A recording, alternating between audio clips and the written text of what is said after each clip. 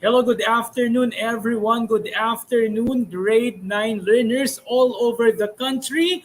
Welcome again to our episode of Itulay. Kamusta naman ang inyong 2 linggong bakasyon? Di ba? Nagkaroon kasi tayo ng national elections at of course, yung mga teachers ay nag-prepare dito. Anyhow, kumusta kayo, learners? At once again, I am so happy to have you back here in our Itulay online tutorial with me, Tutor Kevin from SDO Calamba City, Castor Alviar National High School. At paumanhin sapagkat hindi natin makakasama ngayon ang ating partner na si Tutor Vandong dahil siya ay mayroong mahalagang appointment na inattendan. Ano? At learners, bago tayo magsimula, please share this live sa inyong mga kaklase. Pataasin natin ang live session para naman masamahan nyo ako at magkaroon tayo ng talakayan about Science Grade 9. Ayan. At syempre, I am so happy that you are here this afternoon with me. Share lang natin ang ating live tutorial ngayon sa YouTube, sa Facebook, at sama-sama nating itawid ang pagkatuto dito lang sa DepEd Itulay Online Tutorial. Alright, sige, share lang natin ha. Sige, at napakaganda ng pag-uusapan natin ngayon because this topic, actually, we can relate to this, The name of the topic that we are about to discuss this afternoon is about momentum and impulse, or impulse and momentum. And if you happen to just tune in our Facebook Live, please share natin ito. At kung hindi man kayo makatutok ngayong live session, ay pwede nyo naman uling panoorin ang ating replay ng ating Itulay online tutorial for quarter 4, week 3. O diba, ilang linggo na lang ay mag-e-end na ang 4th quarter. Congratulations sa inyo. Okay, so dire-diretso na tayo mga learners, ha? Dire-diretso na tayo. Pumunta na tayo ngayon sa ating most essential learning competency o yung focus natin ngayong hapong ito. Okay, samahan niyo ako sa pagbabasa nito, ha? Ready na kayo? Please read together with me. This afternoon, our melts is we will relate impulse and momentum to collision of objects, no? Example nito ay vehicular collision o yung banggaan. Ayan ang ating pag-uusapan ngayong hapong ito. Pero paalala lang uli, ha? Before we begin, these are some reminders. First, you will take the pre-test. No, I will be giving you this a little later. This is prepared at the start of the module. Secondly, take time in reading and understanding the lesson. Follow instructions carefully. Number 1 yan, di ba? Sabi, we should always follow instructions. Ayan. At syempre, sasaksak ko lang tong ating laptop. Number 3, use a clean sheet of paper for your answers in each activity or assessment. No? Number 4, try to recall and connect the ideas that you had in the lower years. Kasi syempre, di ba, spiral progression tayo. May connection yung physics ng grade 8 sa grade 9. Pinagpapatuloy lang natin. Fifth, ito isa sa pinakamahalaga. You have to be honest when doing the activities. Record only what you have really observed. Alright? Number 6, don't hesitate to ask. Nandiyan ang ating napakapalad ninyo dahil nakatuto kayo ng live. Kasi pwede kayong mag-type sa ating chat box para ma-address ko kung ano yung inyong mga katanungan. No? If you need to clarify something, approach or contact me, Teacher Kevin A. Domingo. Or also your teacher sa inyong school. 7th is take the post-test. May inihanda akong questions later. After this episode. And number 8, you can check your answers in the activities, self-assessments, and post-tests. All right? Are you ready? And if you're ready, welcome to my class. Okay, let's have this pre-assessment. This is a multiple choices one. This is the direction, learners. Read each question carefully, then choose the letter of the correct answer. And you have to use a separate sheet of paper for your answers. All right? Are you ready? Sige, bago tayo magsimula, bati muna tayo, no? Good afternoon sa inyo dyan, watching and listening from San Mariano National High School, Maine, Dep Ed Isabella. Hello sa inyo. From grade 9 Hyacinth Bian. Thank you so much for tuning in. Ayan, sige, ilabas natin yung iba nating mga audience. Share lang natin ang ating live, di ba? Para tayo nagla-live selling. Good afternoon po, Betchy Marby Gonzalez na grade 9 Helium, watching from Kaibigan High School from SDO Caloocan. And Ma'am Maria Elena. Hi, Ma'am Maria Elena Francisco. Good afternoon po sa inyo. Salamat sa pagtutok. Isa pa, good afternoon po, John Kyle M. Brandes, 9 SPJ, watching and listening from Ocampo National High School, SDO Camarines Sur, with his science teacher, Ma'am Marideth Agravante Bailon. Hello po sa inyo dyan sa SDO Camarines Sur. Alright, sige, magpatuloy na tayo. Get your pen and paper. This is question number 1. Which has more momentum? A heavy truck moving at 30 kilometers per hour or a light truck moving at 30 kilometers per hour? These are the choices. A heavy truck, B, light truck, C, both has the same momentum, or D, cannot be determined. Okay, answer mo, show mo. You have 5 seconds. Ready, go. 5, 4, 3, 2, 1. Ayan, alin dyan ang tamang sagot, mga kaibigan? Sige nga, alin kaya dyan, learners? Alin dyan ang tamang sagot? Tingnan natin ang inyong mga comments sa ating comment section. Ayan na, naglalabasan ng mga sagot. Now, letter A daw. Ayan, heavy truck. Sige nga, let us try to figure out if what the correct answer is for question number 1. Alin dyan ang may greatest momentum? Alright. Letter A, the heavy truck. Kung bakit, later we will discuss. Congratulations and very good. Question number 2. The impulse experienced by a body is equal to the change in its A, velocity, B, kinetic energy, C, momentum, or D, potential energy. Ano kayang tamang sagot dyan? Answer mo, show mo. Let's go, guys. All right, 5, 4, 3, 2, 1. What could be the right answer? Ayan, sabi ni Ma'am Marideth Agravante Bailon, the answer is momentum. Let's see if her answer is correct. Yes, ma'am, you are correct. It's momentum. Ayan. Nagkaroon ng malaking momentum yung pintuan dito sa aming loob ng opisina. Shoutout nga pala sa ating mga head teachers na nandito, sa ating tsaka sa ating principal. Pinayagan po nila tayong mag-itulay dito sa office of the principal. Thank you po. Sa Castoral Gar National High School lang yan. Alright, sige. Let's, tama po kayo, ma'am. Congratulations. See, momentum ba? It seems like you did an advanced reading sa ating topic ngayon. Ano? Sige. Congratulations. Now, next, question number 3. 2 identical cars are traveling along EDSA. The question is, which of the 2 cars would have a greater momentum? Is it letter A, slower car, B, faster car, C, both have the same momentum, or D, cannot be easily determined? Ready? Answer mo, show mo. 5, 4, 3, 2, 1. Please, ayan, may sagot na naman si Ma'am Marideth Agravante Bailon na faster car daw. Ayan, hello sa inyo. Sabi ni Sabrina, it's letter B.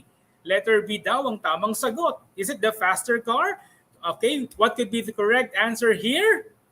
Alright, the answer is... Ayan, sige, ulitin natin, ha?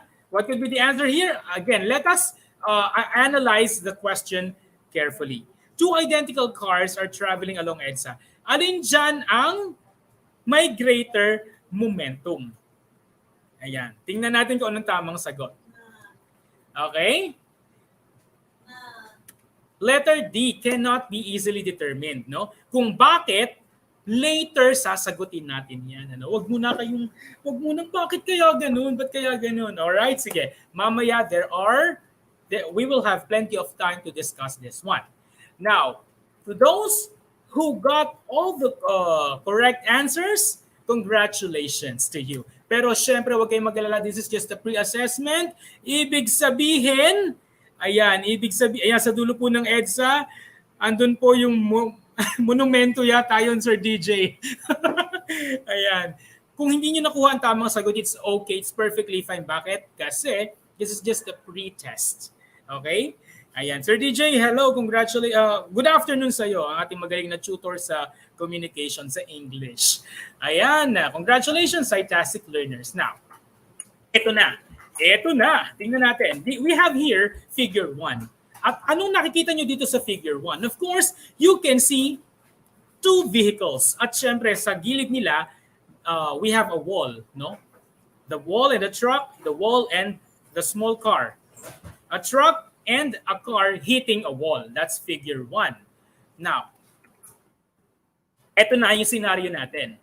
Now, if these two vehicles suddenly lose their brakes and crash against the brick wall, which do you think would be more damaging? And what factor would affect the impact of collision and their velocities were the same? Yan ang katanungan na ating sasagutin a little later. Next, I have here two identical cars of different velocities. No? Question. Dito do sa figure na to, car A, which is car number 7, is traveling at 80 kilometers per hour, while car B, car number 4, is traveling at 30 kilometers per hour. The question is, which of the two cars would be more difficult to stop? Alin sa dalawa ang mahirap pigilin, no? And which of the two cars has more momentum? Alin daw sa dalawang sasakyan na ito ang merong mas madaming momentum? And I have here another picture. Ayan, napakasikat na game to sa Amerika at syempre dito din sa Pilipinas, na baseball. So, observe this picture. Observe figure number 3. The baseball player in this figure exerts a great amount of force in hitting the baseball. Syempre, kinakailangan mo ng malakas na puwersa para mapatalsik mo yung bola. Tanong, what is or are the effects of this force on the baseball? Na epekto pala yung force, yung lakas ng paghataw doon sa baseball. And another question, why does the man have to do a follow-through after hitting the baseball? Bakit kinakailangan ng follow-through? Kasi ginagawa yung follow-through sa baseball, no? Bakit nga ba kinakailangan? Mamaya malalaman natin ang kasagutan. For now, young learners, sige, bumati muna tayo ng ilan. Share lang tayo ng ating live. Hello, good afternoon. Good afternoon po, Aizen Jacob D. Bacani, grade 9, Lan Hua Malabon National High School. Hello sa inyo dyan. Zyrene L. Paningbatan, good afternoon po. Watching from Kaibiga High School. Hello, good afternoon sa inyo. Alright, sige, magpatuloy po tayo sa ating discussion ngayon. Now, kilala nyo ba yan? Siyempre, mula elementary, you have discussed that. And I know you know it already. This scientist is Sir Isaac Newton. Now, one of his discoveries, kasi napakadami niyang discoveries, is that he discovered the difference between stationary and moving objects. No, meron palang pagkakaiba yung object na nakastay lang o nakatigil lang at saka yung object na gumagalaw. At may epekto sila sa isa't isa. No? Now, because of that discovery, he coined the term momentum to describe the amount of motion. Ayan. Si Sir Isaac Newton ang scientist na nakadiscover or dahil sa kanya, kaya natin pinag-aaralan at nako-compute na yung momentum. Huwag yung kalimutan si Sir Isaac Newton. Ha? Now, I want you to look at this animation. I want you to look at this. No? This is actually a pendulum. Ayan. When one hits the object on its side, then nagkakaroon ng pag-move doon sa kabila. Anong ibig sabihin natin? This momentum is the principle behind this phenomena, no? Now, product of particles, mass, and velocity. That is momentum. Again, momentum is the product of particles of mass and velocity. Learners, tandaan nyo lang, mass and velocity. No? Now, of course, momentum is a vector quantity, meaning to say it has magnitude and direction. Malinaw tayo doon. No? Sa pagpapatuloy, momentum is also a body's momentum is its tendency to resist any change in its state of motion of rest. Malinaw tayo doon, no? So, sa madaling sabi, learners, let's say for instance, merong isang football player, imagine niyo yung football player is a big guy, a big man with the huge muscles, then tumatakbo siya na hawak yung bola. Para mapigilan mo siya, anong kinakailangan mong gawin? Dahil malaki yung katawan niya at mabilis ang kanyang pagtakbo at malakas ang kanyang puwersa, what do you have to do in order for you to stop that football player? Ano? So isipin niyo muna kung anong dapat yung gawin. Mamaya sasagutin din natin yan. Now, momentum is also based on Newton's law of inertia. Ano bang sabi doon? An object will not change its motion unless acted upon by an unbalanced force. Tandaan natin ha, hindi mo mapipigilan, hindi mo mapapagalaw ang isang bagay unless ito ay, o hindi mo mapipigilan ng isang bagay unless ito ay inaplayan mo ng force na makapagpapapigil sa kanya. Malinaw tayo doon. Are we okay, learners? Ayan, sabi ni John Kimber Abatayo, momentum, ayan, sige, post natin. Momentum, in physics term, it refers to the quantity of motion that an object has. Tama, perfect yan, John Kimber Abatayo. Hello sa iyo, Charlize. Hello, Hazenet. Hello, Carisha Lane. Time check, it's already 2:39 in the afternoon. Ayan, sabi din ni Earl Jeffrey, post natin. Sabi ni Earl Jeffrey, momentum is a physics term. It refers to the quantity of motion that an object has. A sports team that is on the move has the momentum. If an object is in motion or on the move, then it has momentum. Tama yan. Kaya nga mahirap pigilan ang malakas. No? Siyempre, kapag malakas ka, malakas din ang momentum mo. Sige. Yeah, yun basically yung concept ng momentum. Very good at nakukuha nyo na. Now, momentum depends on two factors. Tandaan natin that momentum depends on mass of the object and the velocity of the object. Mass and velocity, no? So, we will be using this equation. Now, P is equal to M times V, wherein P refers to the momentum, M is mass expressed in kilograms, and V refers to the velocity expressed in meters per second. Again, because this is a vector quantity, so we have to have an arrow above. Hindi lang natin isusulat as P equals to MV. It is also necessary for us to write the arrow above each variable. P is equal to MV is the formula in getting the momentum of an object. Maliwanag ba tayo dyan? Are we all right? Okay, kamusta naman kayo? Dito sa amin ngayon ay nagsimulang umulan, no?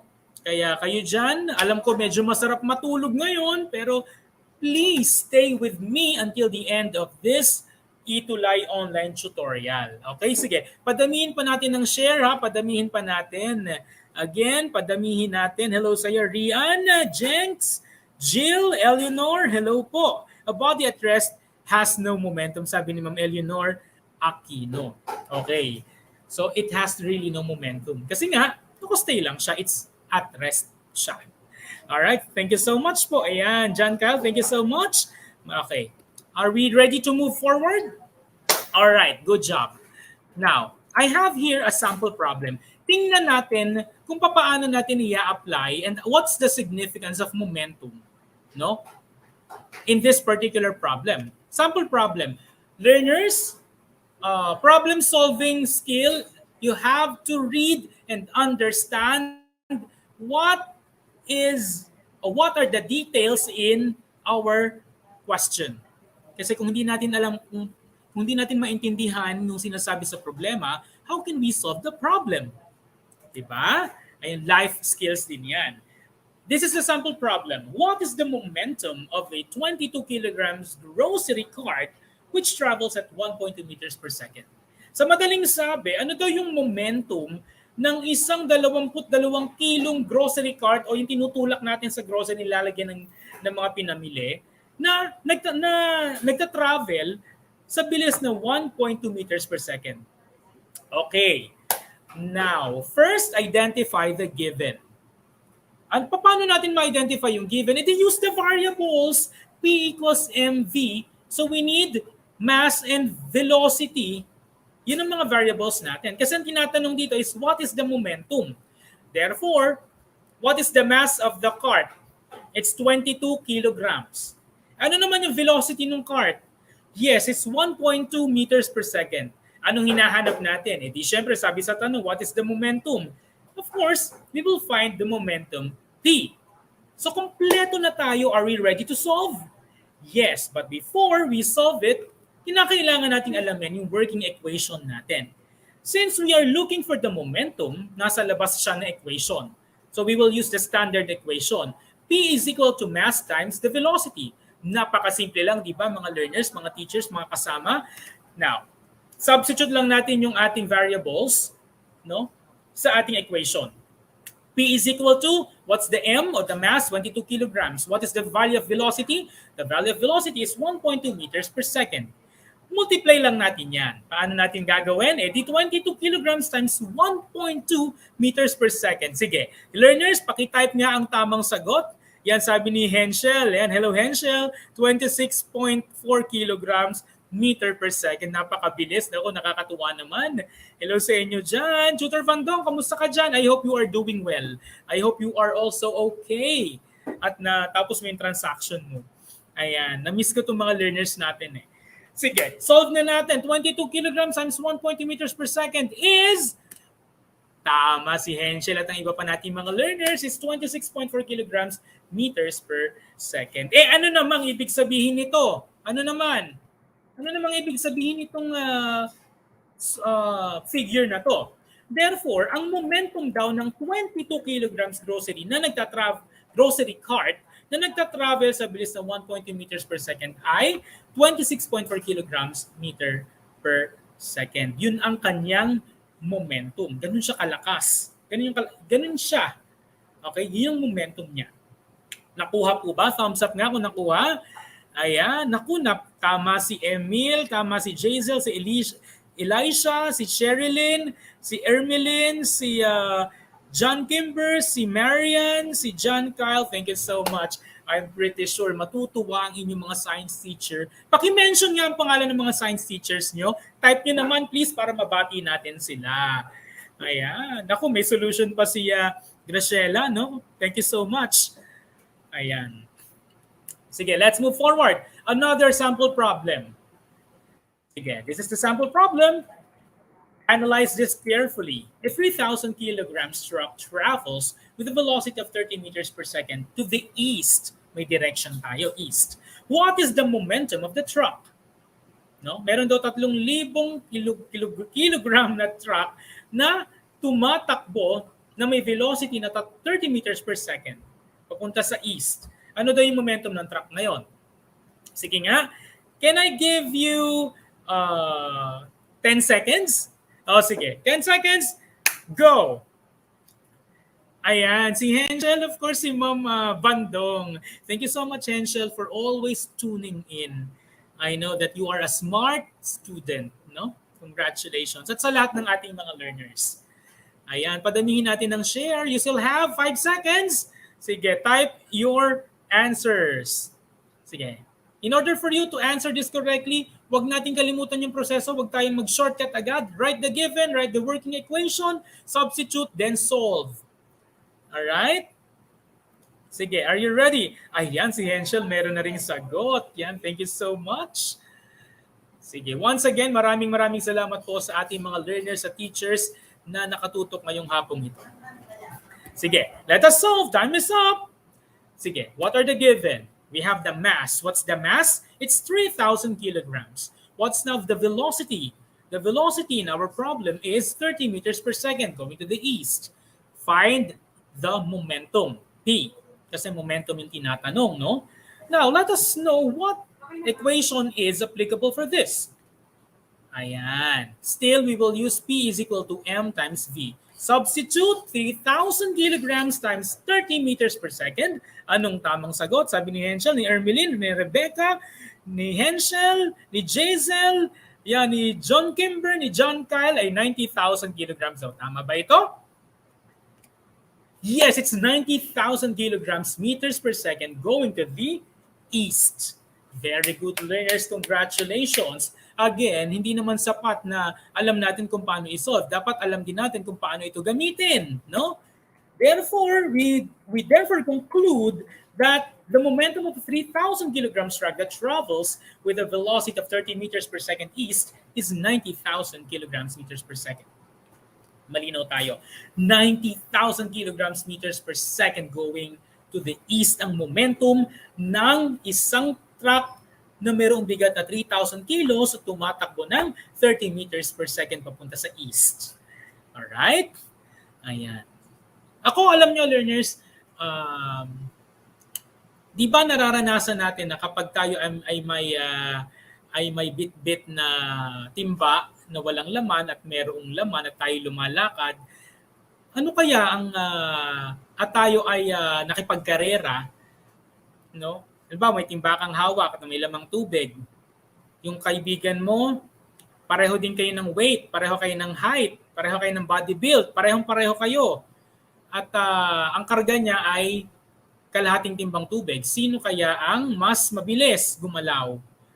Ayan. At sino kaya ang may mas higher momentum? No? So parang ganun yung application nitong ating lesson about momentum.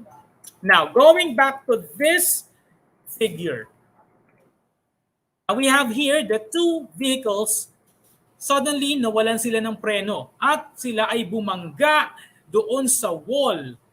No? Ang tanong dito, sino sa dalawa ang will cause huge damage or be more damaging? Sino kaya? Sino kaya? Okay lang, Henschel. No problem, no problem. It's perfectly fine. Sino kaya dyan sa dalawa ang tingin nyo ay more damaging? Is it the truck or the smaller car? Alin kaya? Sige, type in your answers. Time check, it's 2:49 in the afternoon. Sabi ni Leonard, it's the truck. And thank you, Leonard. Bakit kaya truck? Sige, pakitype din yung reason, yung rationale natin. Sabi din ni Betchamar, it's the truck din. Bakit kaya?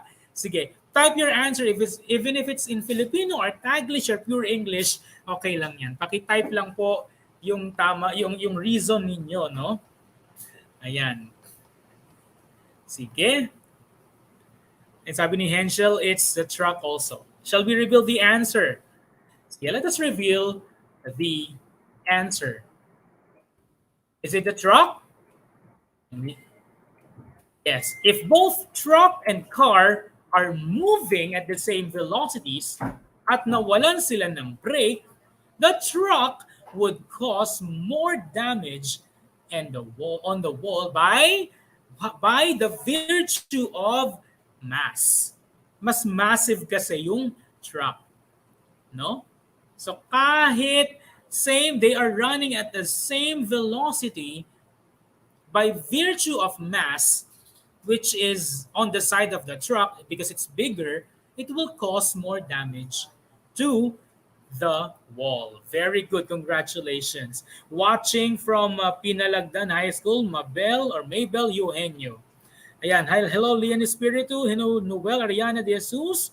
Hello sa inyong lahat. Thank you. Hello po, Fiona, June, Kabakungan, Reson, the truck is heavier. So by virtue of mass, talagang mas makapipinsala ang truck. Another question is this: what factor would affect the impact of collision if other velocities were the same? Ano daw yung iba pang factors, no, na makakaapekto doon sa impact ng collision o nung pagkabangga, nung banggaan? Ano pa kaya? What do you think is the answer here? Can you share? Ayan, can you share? Sige, the answer is two bodies of the same mass but different velocities will also have different momenta. Naintindihan ba yan? Again, if two bodies of the same mass pero iba naman sila ng velocity, makaka-apekto din yun sa momentum. Kanina, same velocity, iba lang yung mass.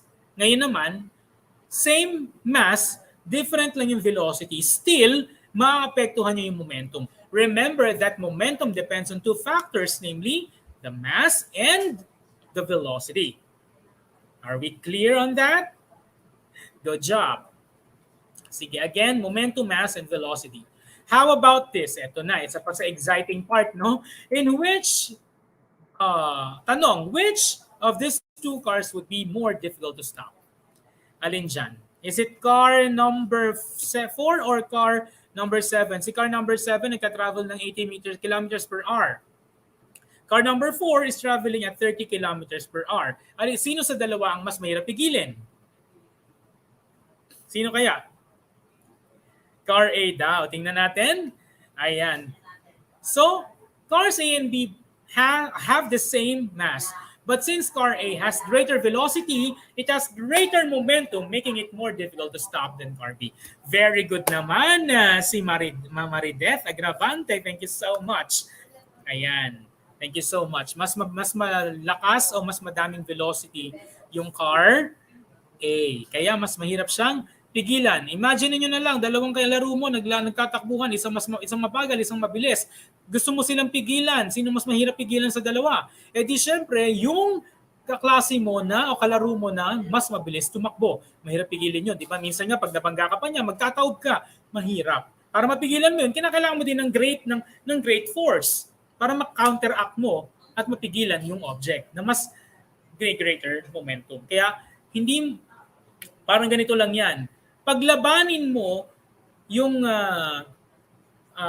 isang napakalaking boksingero at saka yung payatot na boksingero, sinong mabilis tumumba? O sinong mahirap patumbahin? Siyempre, yung mas may malaking mass. No? Ayan. Sige, let us continue kasi medyo mahaba-haba pa ito, no? Another question is, which of the two cars has more momentum? Sino naman sa dalawa? Eh di siyempre, ayan.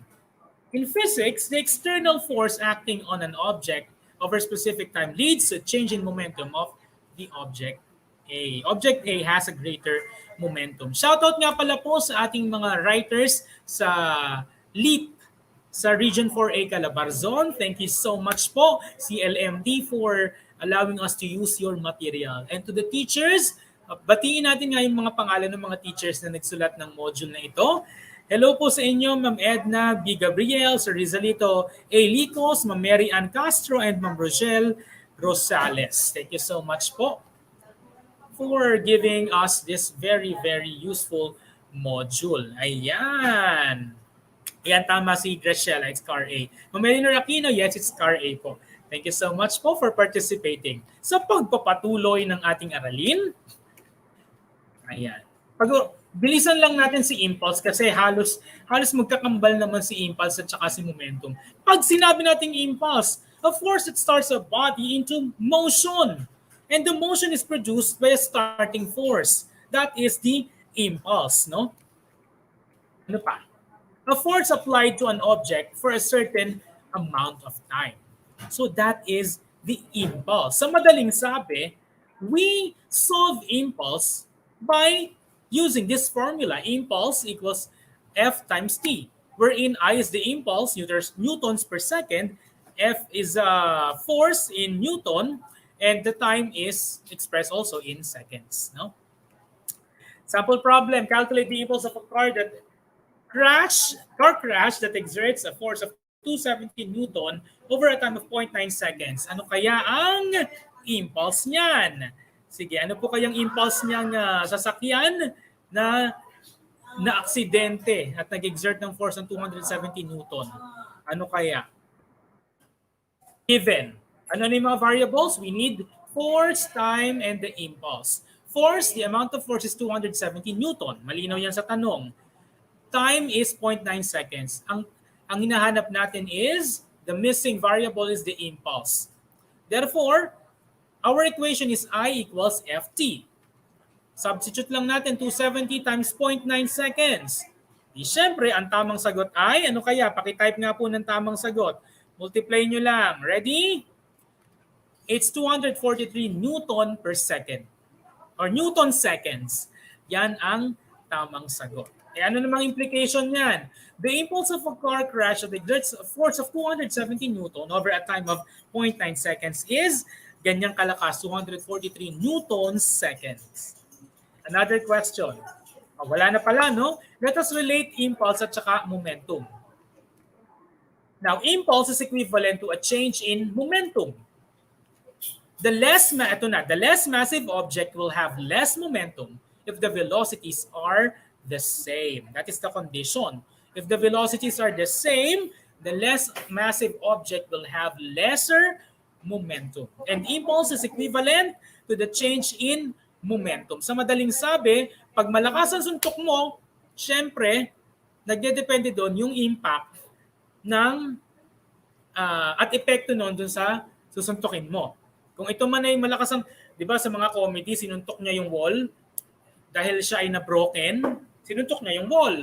Yung tuloy, sa sobrang lakas ng suntok niya, yun din ang lakas ng impact na nakuha ng kamay niya against the wall. Kaya, ouchie, basag ang kamay. Now, let us relate impulse and momentum now. We will be using the equation for impulse and the equation from the momentum. Sa impulse, we have force times time. Sa momentum, mass times velocity. Therefore, we will use force times time is equal to mass times the velocity, wherein F is the force expressed in Newton, T is time expressed in second, M is mass expressed in kilograms, and V is velocity expressed in meter per seconds. Alright? So ayan, sample problem natin. An offensive player passes a football of a mass of 0.42 kilograms. Yan yung mass ng football. Okay, then with the velocity of 25 meters per second, due south, papunta sa south. If the player is in contact with the ball for 0.050 seconds, what is the magnitude of the average force he exerts? Siyempre, kinakailangan natin understand yung problem para makuha natin yung given. Given, we have the mass. Ano yung mass niya? Siyempre, may value yung kilogram. 0.42 kilograms. Ano naman yung velocity niya? E di yung may value na meters per second. No, may unit na meters per second. That's 25.0 meters per second going to the south. Ano naman yung time? E di yung merong unit na seconds, 0.050 seconds. Ano naman yung force? Yun ang hahanapin natin. E ano yung equation natin? The standard equation for this is Ft is equal to mv. May sagot na si Aldrich, ano? Hello, Melinda Espino, watching from Santa Lucia High School. Ayan. But the question is this equation applicable? Knowing in this sample problem, knowing that ang hinahanap natin is force, all we have to do is we will derive another equation. So this is the standard equation. Ft is equal to mv. All we have to do is divide both sides with t, or time. Then cancel time doon sa left side of the equation.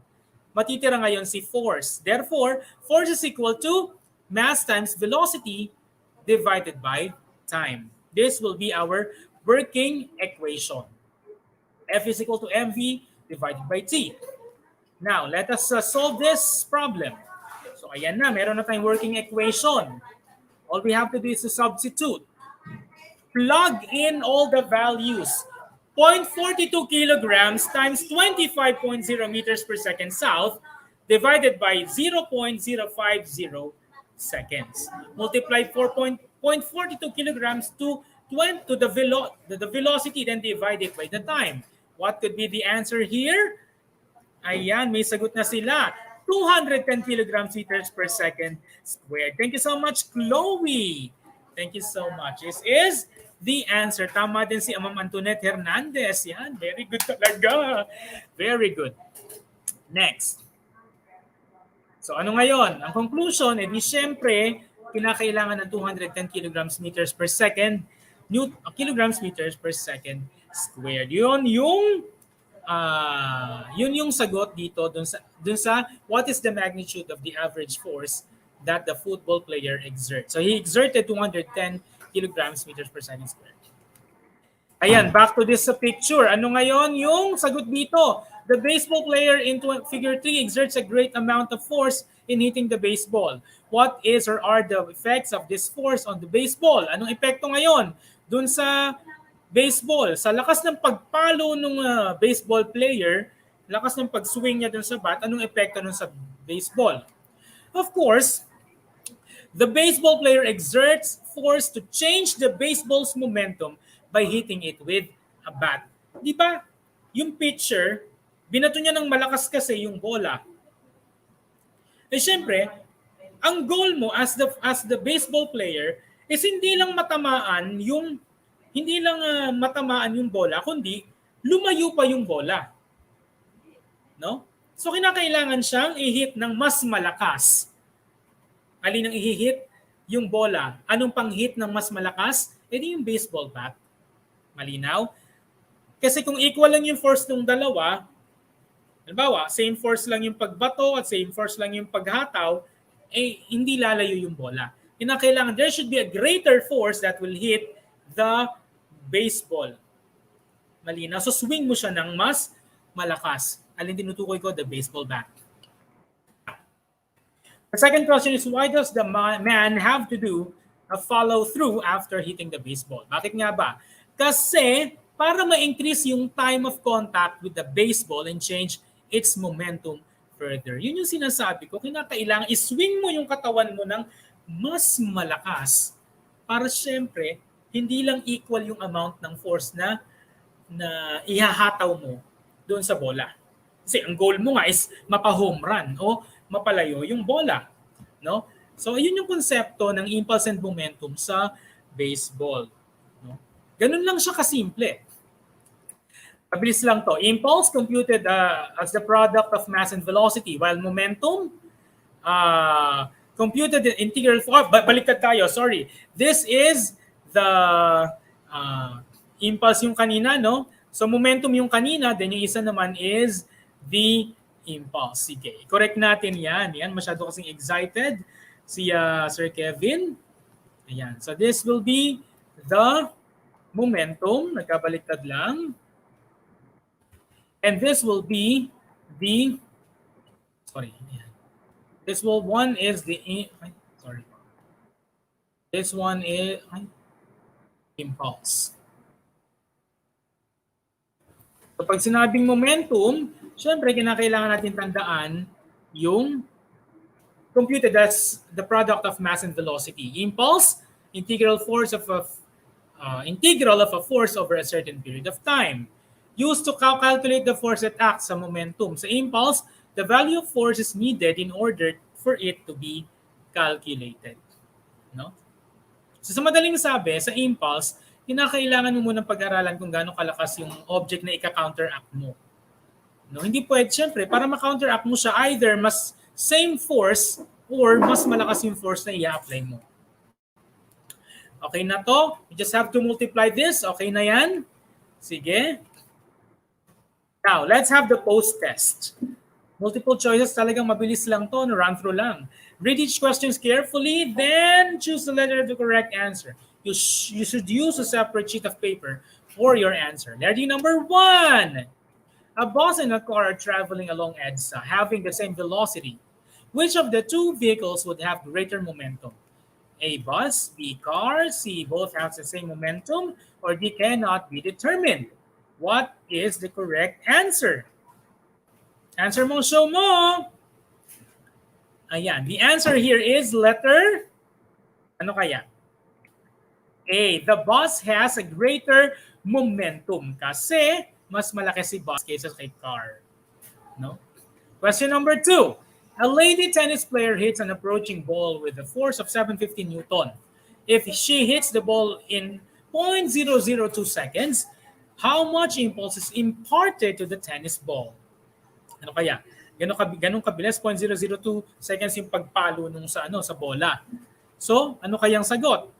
A, 0 Newton seconds, B, 1.5 Newton seconds, C, 3.0 Newton seconds, or D, 6.0 Newton seconds. What could be the correct answer? 5 seconds, go!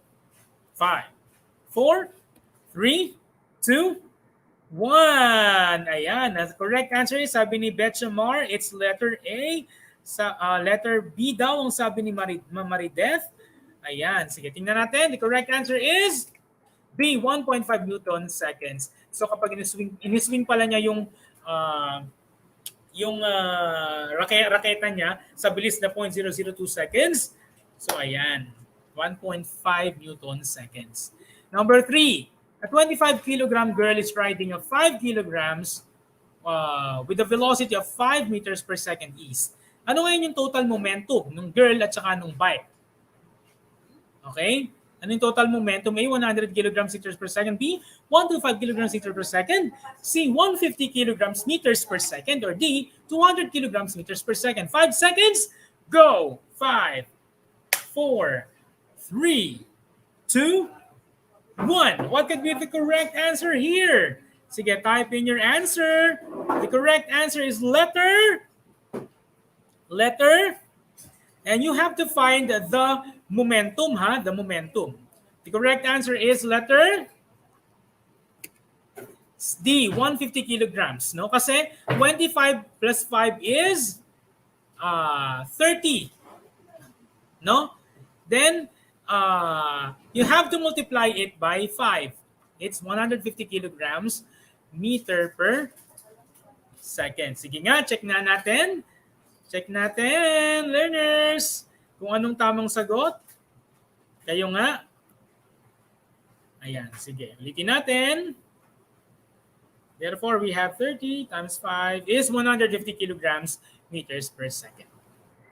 Ayan, kanina ang tanong, yung daw may same car, identical car, ano daw mas may greater momentum? Hindi natin masosolve kasi walang amount ng mass, wala ding amount ng velocity. Same siya ng mass, kaya lang walang velocity na given. So it cannot be determined. Okay? Magmamatter lang siya kung merong given na velocity. Magbavary. Words to ponder, ladies and gentlemen, I want you to look at this. Sometimes, let us relate this lesson to this words to ponder. Tandaan natin, learners, teachers, and mga kapatid, sometimes thinking too much can destroy your momentum. Tandaan natin, if you overthink, masisira ang diskarte mo sa buhay. Therefore, relax ka lang para you still be in control. Sabi yan ni Tom Watson. Ayan. Learners, thank you so much for tuning in our live tutorial from 2:20 in the afternoon to 3 o'clock. For Science 9 every Monday. This has been Tutor Kevin from SDO Calambao City, Castor Alvear National High School. Your tutor for this afternoon with my partner, Tutor Vandong from SDO Malabon. Ayan, kasunod na natin si Tutor Rainier at si Tutor Ichad for Grade 10 Science. And for your comments and suggestion, please send a message or just scan this QR and send it to edtech@deped.gov.ph para syempre alam naman namin kung ano yung mga dapat namin i-improve. Thank you so much and I hope you learned something from today's episode. Good afternoon sa inyong lahat and God bless us all. Thank you so much. This has been Tutor Kevin A. Domingo. See you next week.